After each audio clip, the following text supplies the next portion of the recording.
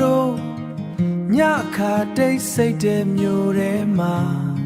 တယောက်တည်းလမ်းလျှောက်နေတယ်အိမ်ပြန်ခြင်းနဲ့စိတ်တွေကနှလုံးသားတဲ့ထက်ခါတလဲလဲမျောလင်းနေဖုန်းတွေကမိသားစုအသံကြားရတိုင်းမျက်ရည်ကျဝေးကွာတဲ့အချိန်တွေတဲ့အမတ်တရားတွေပြန်လာတယ်ငါတို့ဟာအဝေးမြေမှာအိမ်မက်တွေကင်ထားရင်ဘဝကိုမလွယ်ပေမဲ့အနိုင်ယူမယ်လို့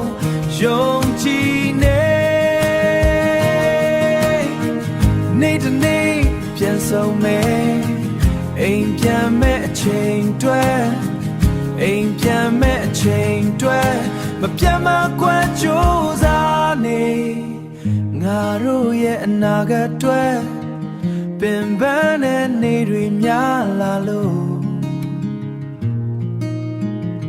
အိမ်မက်တွေမမေ့ဘူး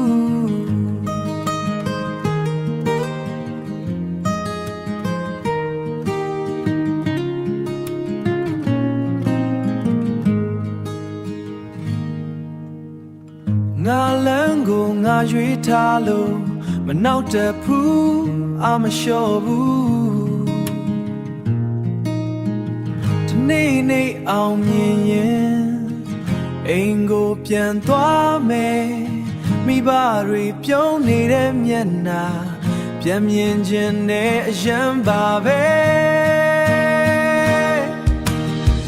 ငါတို့ဟာအဝေ